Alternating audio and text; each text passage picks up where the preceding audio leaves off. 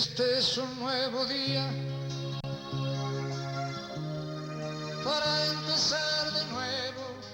Con ustedes, el animador de vida, Juan José Vargas Fallas. Buenos días, no se complique, viva feliz. Amigos y amigas, bienvenidos a este sábado precioso. Hoy agradezco a Dios esta nueva oportunidad que Él nos da de llegar hasta sus hogares. Y hoy, queridos amigos y amigas, les tengo otro regalo muy bello que quiero que lo saboreen y que lo degusten conmigo.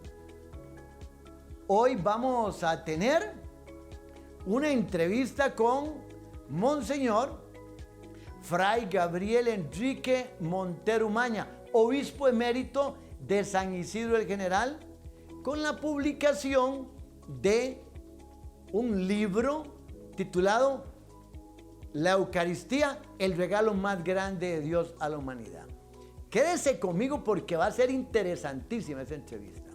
Vámonos con las informaciones que tenemos para ustedes y entramos directo a la entrevista con Monseñor Fray Gabriel Enrique Montero.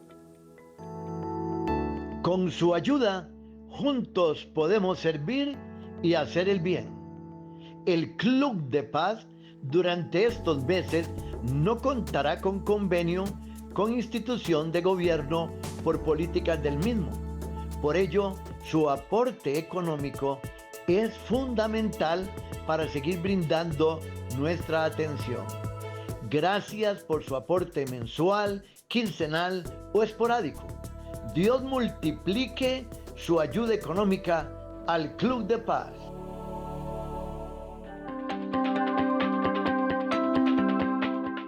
Librería y Soda Católica Donde Juan José. De lunes a viernes le atendemos de 6:30 de la mañana a 4 de la tarde y los sábados de 9 de la mañana a 4 de la tarde. Bien rotulado con el Club de Paz en sus ventanas y Donde Juan José. Color verde turquesa, 190 metros al sur de la Catedral Metropolitana en San José. No se confunda, tenemos buena comida, libros del Rosario Blanco, novenas, artículos de Tierra Santa y joyería religiosa a muy buen precio. Librería y Soda Católica Donde Juan José. Les esperamos. Teléfono 22 21 6422.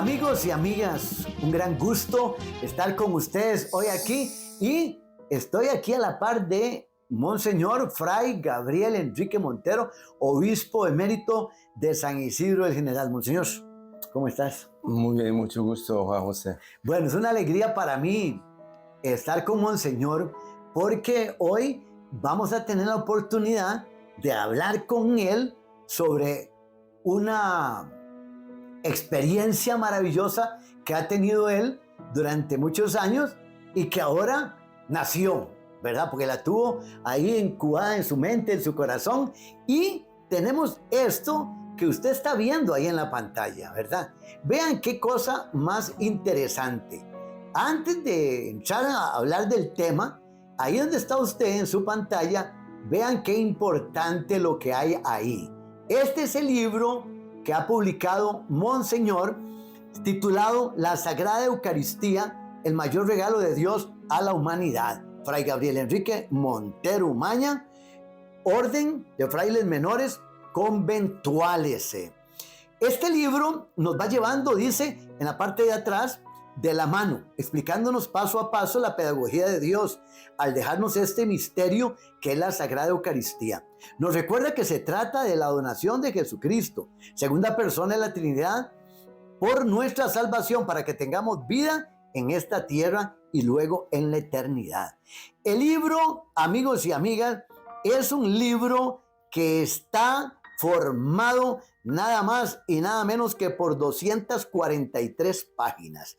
Tiene muchos temas maravillosos, como por ejemplo, ¿verdad?, el gran regalo de la Sagrada Eucaristía, los fundamentos bíblicos de la Sagrada Eucaristía, la Sagrada Eucaristía en la historia de la Iglesia, la Sagrada Liturgia, la celebración eucarística, sus momentos y significado litúrgico, las dimensiones doctrinales de la celebración, la Sagrada Eucaristía, resumen de los misterios de nuestra fe, los frutos de la comunión eucarística, la adoración eucarística, la Eucaristía y la unidad de los cristianos, los milagros eucarísticos, los grandes desafíos pastorales de la Eucaristía, y son 12 capítulos. 12 capítulos. Este libro, la Sagrada Eucaristía, el mayor regalo de Dios a la humanidad, usted lo va a poder adquirir ya en las librerías nacionales y lo va a poder adquirir en la librería de Donde Juan José. Bueno, después de hacerles esta presentación del libro, ahora sí voy a hablar con Monseñor. Monseñor, cuénteme, ¿cuántos años pasó usted pensando en hacer un libro? ¿Y era un libro de la Sagrada Eucaristía o quería hacer un libro de otro tema? No, a mí la inquietud de escribir algo, ya así más en forma, ¿no? Me vino, no hace muchos años, pero ya tengo 50 de sacerdote y tal vez a una mitad del camino me vino la inquietud de escribir algo. ¿Por qué? Porque yo he tenido que dar en la vida, por voluntad del Señor, muchos retiros. Y esos retiros yo veía que gustaban a la gente, yo veía que yo decía cosas que no eran propiamente invento mío. Eran cosas que el Señor me iba haciendo ver a medida que yo iba dando el retiro, que resultaban para mucha gente novedosas, interesantes y todo, pero eran interesantes para mí, porque yo era el primero que aprendía de todo eso. Y uno de los temas, claro, que siempre, desde hace años, me ha llamado mucho la atención y he visto una gran necesidad en el pueblo de Dios, es este de la Sagrada Eucaristía. Pero ya que la idea puede haber cuajado, tal vez hará desde que empecé a ser obispo. En la diócesis yo vi, confirmé la necesidad que tiene la gente de conocer la Eucaristía, precisamente porque la conocemos poco, porque no la valoramos y no la conocemos, y porque la práctica eucarística en nuestras comunidades cristianas a mí me pareció sumamente pobre. Entonces yo mismo me tuve que revisar y yo quise, con todos mis deseos, escribir algo, escribir un libro, digamos así. Nunca fue muy clara la idea de un libro, pero escribir algo sobre ese tema. Y ya cuando por fin el Señor me concedió que yo me retirara y comenzara a ser obispo emérito, me concedió la dicha de ir a esa casa de la Juela, donde encontré el ambiente, el clima, para orar, para meditar, para leer, etc., y para escribir. Entonces empecé, más o menos a mitad del año pasado, ya a pensar en forma cómo hacer un libro sobre la Sagrada Eucaristía. Monseñor, 50 años de sacerdocio, ¿verdad? Bueno, usted se ordena, ¿y cuál es su primera misión cuando usted lo ordena, sacerdote? Yo fui ordenado aquí en Costa Rica, ¿sí?, por Monseñor Quirós, Rodríguez Quirós. Monseñor Carlos Humberto Rodríguez Quirós. Carlos Humberto Rodríguez Quirós, sí. ¡Qué bendición! Va, bueno, yo me jactaba de ser muy amigo de Monseñor Carlos Humberto Rodríguez, ¿va? Sí. Porque cuando yo llegué ahí a Radio Fides, de ahí él estaba de arzobispo. Me imagino. ¡Qué bendición! Entonces, él lo ordenó. Él me ordenó. ¿Y cuál fue la primera misión suya? Y entonces, a mí me querían meter en el colegio y me pedían, querían que estudiara psicología. Y yo les decía, si yo acabo de regresar de México, donde estudié teología y estudié también Sagrada Escritura, y qué más deseo tiene uno sin ordenarse, ¿no? Pero ordenarse no tanto para ir a trabajar en un colegio. Yo quisiera estar en un lugar que sea suficientemente de misión, o sea, un lugar más difícil, más. Y me mandaron a Golfito, o sea que en otras palabras me hicieron caso y me mandaron a Golfito. ¿Cuánto Y tiempo ahí estuvo en Golfito? 2 años nomás. 2 años, ok. Porque Y se sintió cerca del pueblo ahí en Golfito. mucho, mucho, mucho. Yo disfruté enormemente de esa misión. Yo digo que Golfito es mi primer amor. Muy bien. Porque fueron 2 años muy intensos, muy ricos, de mucho contacto con el pueblo y con un pueblo muy sencillo, muy humilde, que sin embargo tiene una gran fe y tenía una inquietud religiosa muy fuerte, donde yo encontré para la preparación de los laicos, la formación de delegados de la palabra, etcétera, un campo amplísimo. Y además es un lugar de misión. Bueno, cuénteme ahora una situación así. ¿Usted siempre fue religioso, Sí. verdad? Ok, pero prestaba servicios a la arquidiócesis. No, No, ¿cómo así? en ¿Cómo el era? sur. No, me refiero. Cuando lo mandaron al Golfito, ¿cómo lo mandaron? Porque los conventuales Ok, bueno. estábamos en todas las parroquias de la zona sur. Muy bien. Entonces, ok. Y de ahí de Golfito, la orden lo manda ¿a dónde después? Me pidieron venirme para la Alajuela para ser formador y me dieron la oportunidad de ir a Colombia para prepararme un poco y entonces después de unos meses ya me pusieron de formador aquí en Costa Rica. ¿Y cuánto tiempo pasó de formador? Muchos años, porque prácticamente casi toda mi vida sacerdote fue más que todo en formación. Bueno, pero cuando desaparece usted, cuando desaparece de nosotros, ¿va? Porque usted iba al Club de Paz, nos iba a la misa y todo, y de un pronto a otro desaparece Fray Gabriel. Bueno, pero ¿dónde está? Bueno, lo mandaron lejísimos. No me mandaron. No. Yo había pedido hace muchos años ir a misión. Primero, Golfito estuve esos 2 años y quedé con... ¿Cuántos años tenía ya cuando le llegó esa petición que se le hizo realidad? Ya yo fui a la misión, en este caso a Zambia, más o menos, tenía 40, escasamente. A Zambia. Cumplió los 40. Óigame, qué bendición. Hay una realización completa estando allá. Sí, porque completa no puedo decir que completa porque allá me pusieron de formador. Cuando yo hubiera querido trabajar más directamente con la gente, más directamente en parroquia. Pero llegaban y lo veían con tanta capacidad, con tanta formación, con tanto estudio que había invertido en la orden, lo agarraban para formar. Sí, y entonces allá estuve no mucho tiempo. En Zambia. Yo creí que iba para África. En ese caso logramos conectarnos con Zambia y allá fui. Allá me llevó el Señor y sin embargo después de 1 año y medio me sacaron, me llevaron para Roma. ¿Qué obediencia hay que tener cuando usted está en una congregación así? O sea, usted simplemente los votos de obediencia donde le dicen tiene que salir. Sí. Y entonces ya lo mandaron para Roma. ¿Y cuánto tiempo estuvo allá en Roma ahí? 13 años. 13 años en Roma. 13 años. Y ahí también a formación. No propiamente, los 8 primeros años fui el encargado general, el asistente general para las misiones.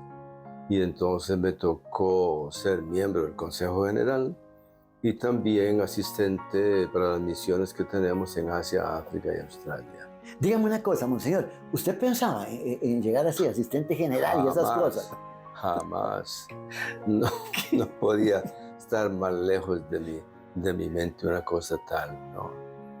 Cuando yo terminé de estudiar franciscanismo en Estados Unidos, tenía algunos compañeros y compañeras religiosas y religiosos que eran de la India o eran de Australia o eran de no sé qué. Y me decían, a ver si vienes a visitarnos. Pero ¿cómo se les ocurre que yo puedo ir a la India? ¿Cómo voy a ir a la India yo? ¿Cómo voy a ir a Indonesia o quién sabe? Para mí era una locura completa. Y resulta que añitos después estaba visitando regularmente todos esos países. Y bueno, de ahí son los caminos de Dios, los caminos de uno. Ahora, monseñor, Filipinas, ¿qué pasó en Filipinas?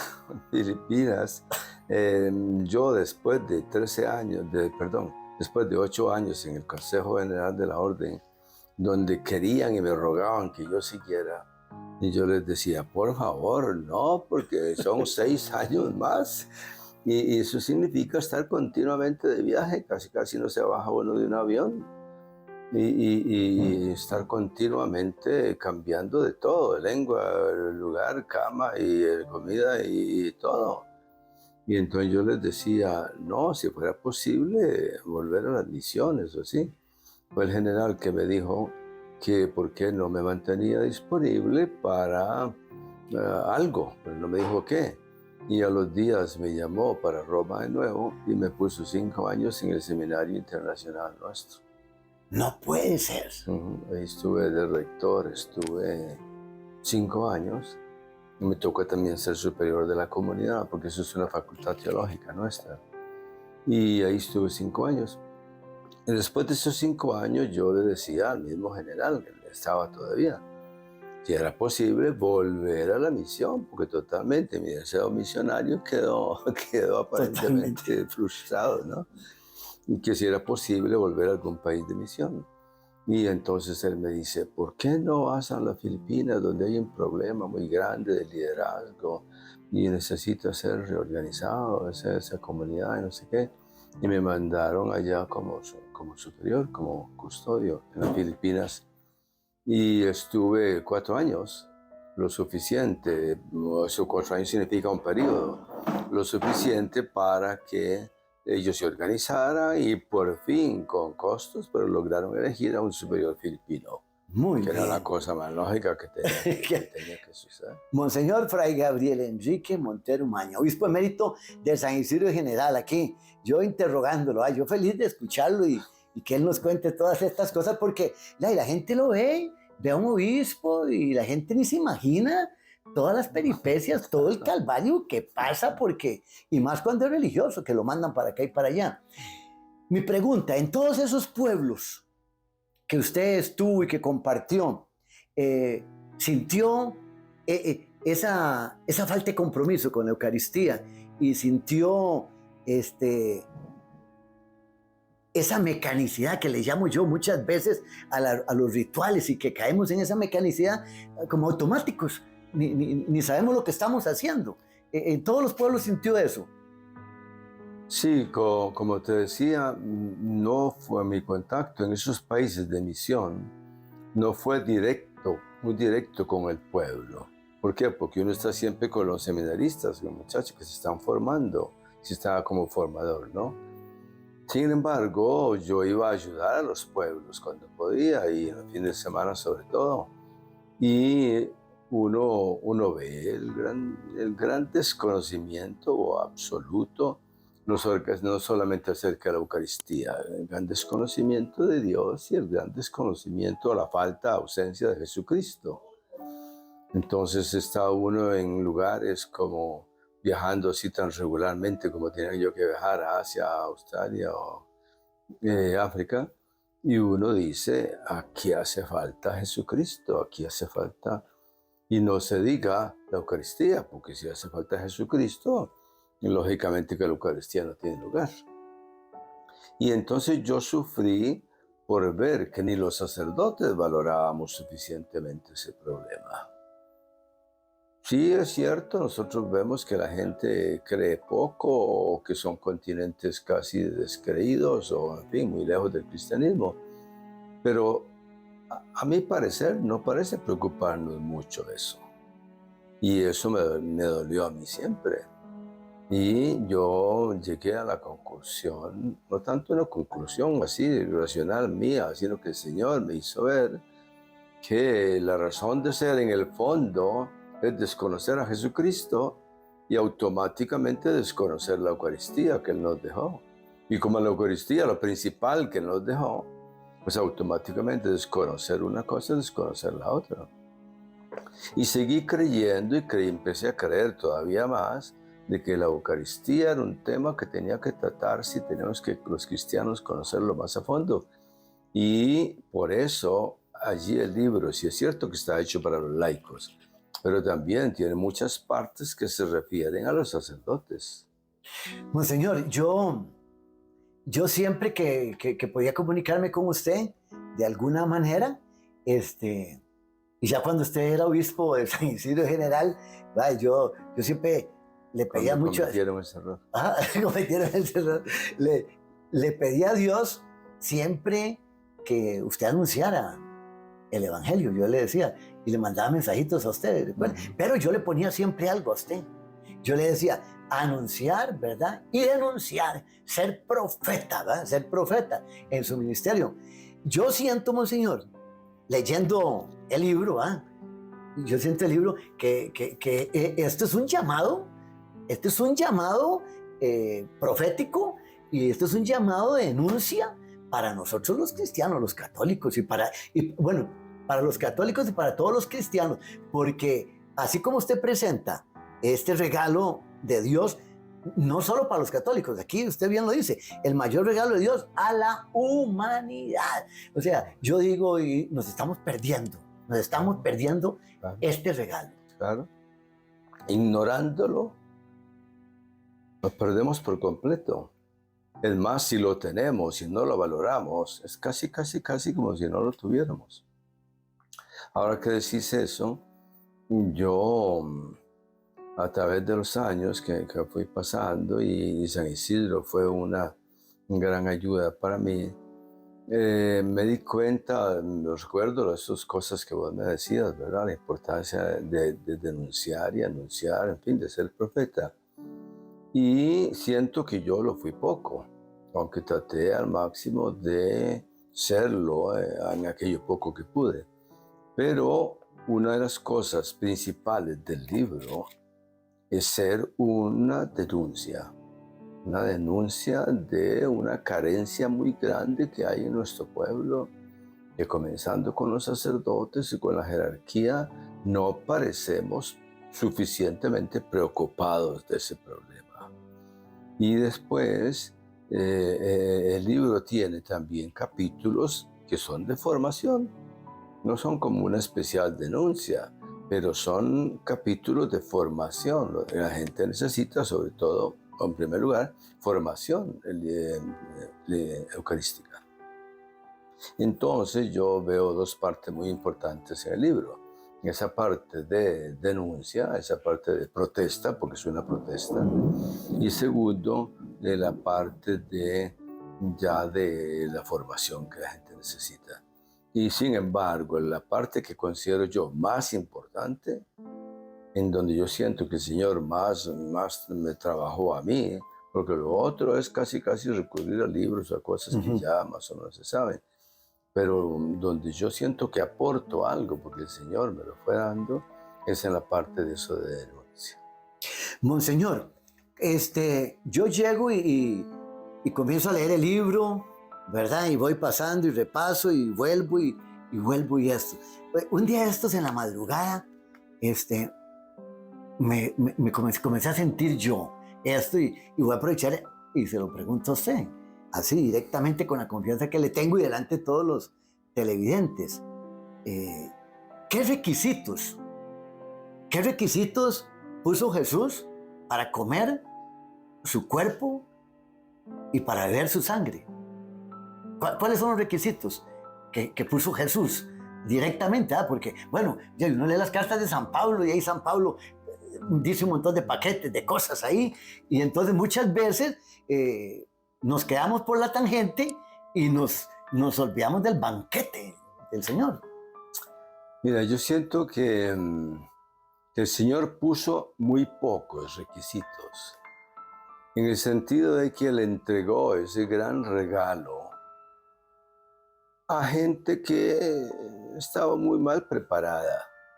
Está bien que habían caminado 3 años con Él, pero no habían entendido nada, muy poco lo que habían entendido. A esos, supuestamente hacia el final de su vida, porque así lo narran los sinópticos, les entregó la Eucaristía. Nada más dice el texto que antes de padecer, Él quiso entregarlo. Y muy pocos requisitos, porque digo yo, porque no les dijo, miren, ustedes tienen que irse a confesar antes de que... No les dijo eso, no había tal de confesión en ese momento, no creo. No les dijo, tienen que juntar las manos sin cárcel para recibir, para comer mi cuerpo y beber mi sangre. Nada. Un grupo de gente ignorante que no había entendido nada. Él les dijo un buen día, tomen y coman y tomen y beban. ¿Pero cómo? Y yo he hecho esa pregunta y quisiera hacérselas a ustedes. Pero cuando el Señor dijo antes que iba a dar a comer su cuerpo y a beber su sangre, los sinópticos, por ejemplo, no son testimonio de eso para nada.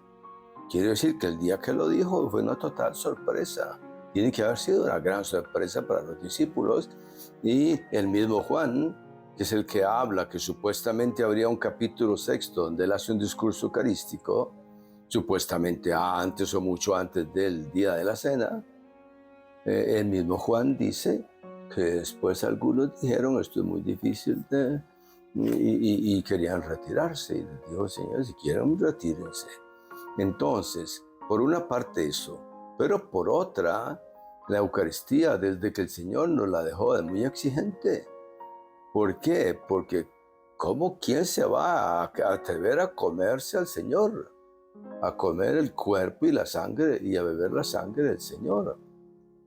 Quien lo haga tiene que ser muy atrevido, porque tiene que darse cuenta y se dará cuenta tarde o temprano. Creo que ese fue el propósito del Señor. Estos son los ignorantes y no van a entender ahora. Pero yo no tengo más tiempo, yo tengo que dejarles esto y ya lo entenderán con el tiempo.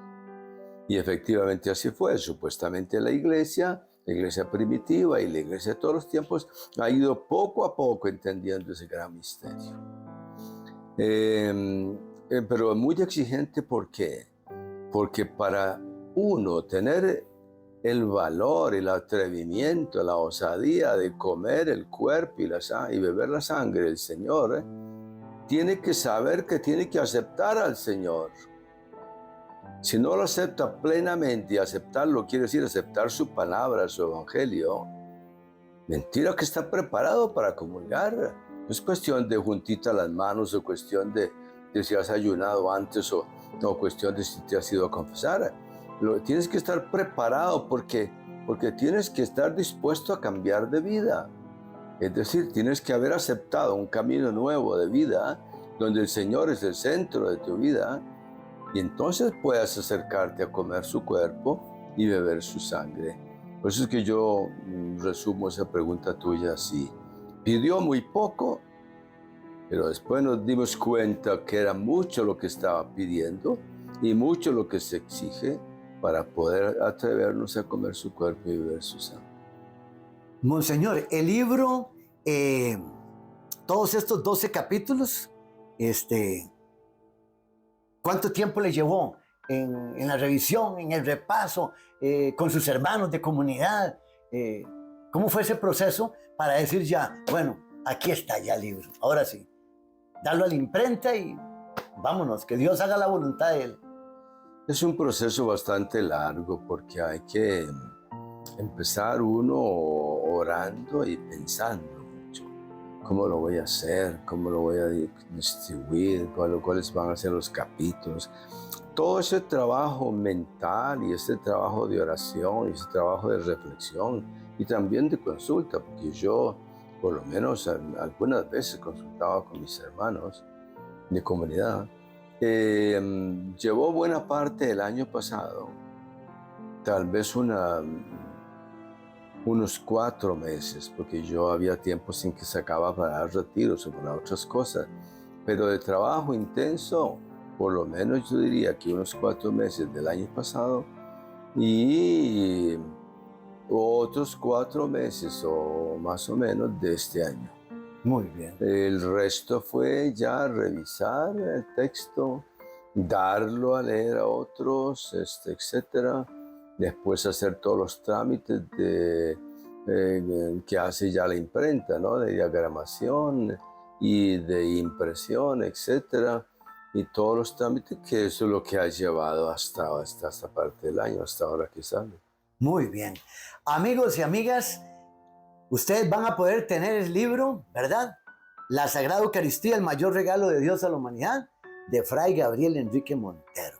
Le agradecemos profundamente, Monseñor, Gracias, este tiempo gracias. y que Dios me lo bendiga mucho y Amén. a seguir adelante. Amén, gracias, gracias a ustedes también. Que Dios me lo cuide Amén, mucho. Gracias.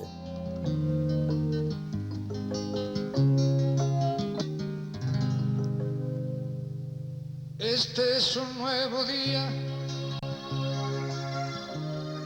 para empezar de nuevo. Gracias por compartir este mensaje con el animador de vida Juan José Vargas Fallas.